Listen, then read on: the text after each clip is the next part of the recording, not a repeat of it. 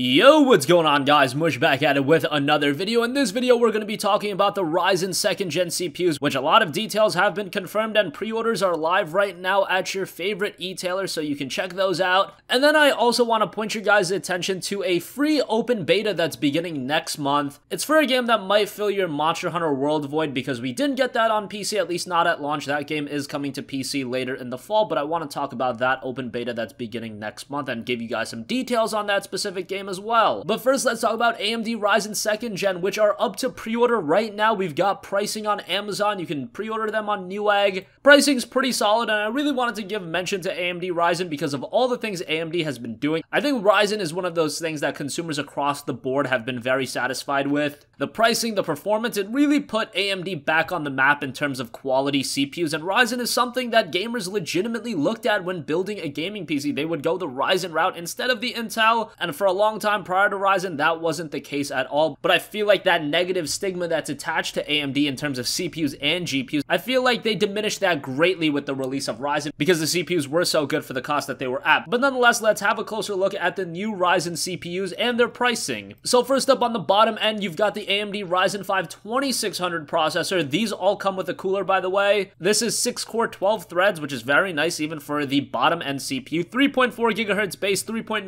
GHz turbo. It's 65 watts for TDP, and this one will be coming into the market at $199, so pretty good. $200 for a 6-core 12-thread processor is very good. The higher end 2600 is the Ryzen 5 2600X. Once again, 6-core 12 threads, 3.6 GHz base, 4.2 GHz turbo, and it will include the Spire cooler. With the Ryzen 5 2600, you get a stealth cooler. So it looks like they thought this out a little bit, as this is the unclocked CPU. $229 for that, so pretty solid. Then you have the Ryzen 7 2700, which is a $300 CPU, 8-core 16-thread. That will come with a RateSpire LED cooler, so kind of cool how they are scheming this all out. That's an 8-core 16-thread processor as well, unlocked. 2700 is looking at a base clock of 3.2 GHz, turbo of 4.1 GHz, 65-watt TDP, and by the way, the 2600X was 95-watt TDP, and that will be coming into the market at $299, so a little bit expensive for that, but that's to be expected. 8-core 16-thread processor at this level, that's about the price you would expect. And then we have the Ryzen 7 2700X with a Wraith Prism LED cooler. Once again, 8-core 16 threads unlocked, 3.7 GHz base, 4.3 turbo, 105 max TDP, so a little bit higher than all the other CPUs on that, but still very good. $329 for that. Again, all of these CPUs are available to pre-order at your favorite e-tailer, so have a look at them. I know we're not too much invested into the CPU market right now. The older Ryzen CPUs are still more than enough, and it's really the GPUs most of us are looking at, but still, you're getting performance improvements with all of this, and hopefully this affects the CPU market pricing-wise across the board in a positive way, which is usually what happens when we've got new CPUs on the market and more options. So enough talk about that. Again, they are available for pre-order, but I want to move on and talk about this Monster Hunter-like free-to-play game that'll be seeing an open beta next month, and that game is called Dauntless. Now, obviously, Monster Hunter World was one of the best games of 2018 thus far, an early contender for Game of the Year, but unfortunately on PC, we do have to wait quite a while. MH World will be hitting the PC sometime in the fall, but there has been another game in development. It's a free-to-play title, and it's Dauntless. And this is a game a lot of us had our eyes on, and then the hype completely diminished for Dauntless after Monster Hunter World was announced. It was honestly crazy. I remember attending PAX East last year, and Dauntless was one of the biggest games there, and now in 2018, and really it started after MH World was announced,